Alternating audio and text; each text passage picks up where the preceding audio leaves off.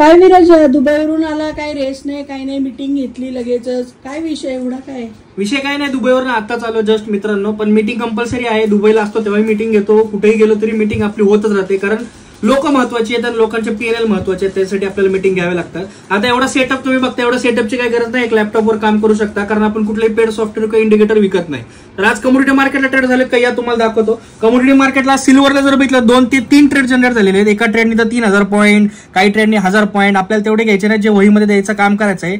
पण आज जर बघितलं तर क्रूड ऑइलला एका ट्रेडचा स्टॉप लॉस झालाय 7 पॉईंटचा, तो पण पिन पॉईंट स्टॉप लॉस आहे आपला, ठीक आहे. आणि दुसऱ्या ट्रेडने जे आहे ते टार्गेट्स आपल्याला दिलेले आहेत. तर लक्षात घ्या की पिन पॉईंटचा स्टॉप लॉस पण स्टॉप लॉस असतो, स्टॉप लॉस मार्केट हा घेतो, त्याच्यामुळे स्टॉप लॉस वर काम करायला, बरोबर त्या मेंटॅलिटीने काम करायला, त्यासाठी झूम मीटिंग घेणं खूप कंपल्सरी आहे. या आठवड्यामध्ये जर बघितलं टोटल 40 ट्रेड जनरेट झालेले आहेत, 3 ट्रेडचे स्टॉप लॉस असेल. खोटं वाटत असेल, झूम मीटिंगला अटेंड करा, फ्री ऑफ कॉस्ट असते, 15 दिवस अटेंड करा. त्याच्यामध्ये लोकांचे प्रॉफिट लॉस स्टेटमेंट बघून घ्या, नंबर्स मागून घ्या, त्याच्यानंतर ठरवा क्लास करायचा का नाही करायचा. परत एकदा सांगतो, हॅशटॅग नो महागडे courses, no software selling, no indicator selling. आणि हा, जे कमेंट्स तयार करून, अकाउंट तयार करून फेक कमेंट्स करणाऱ्यांपासून खूप सावध राहा.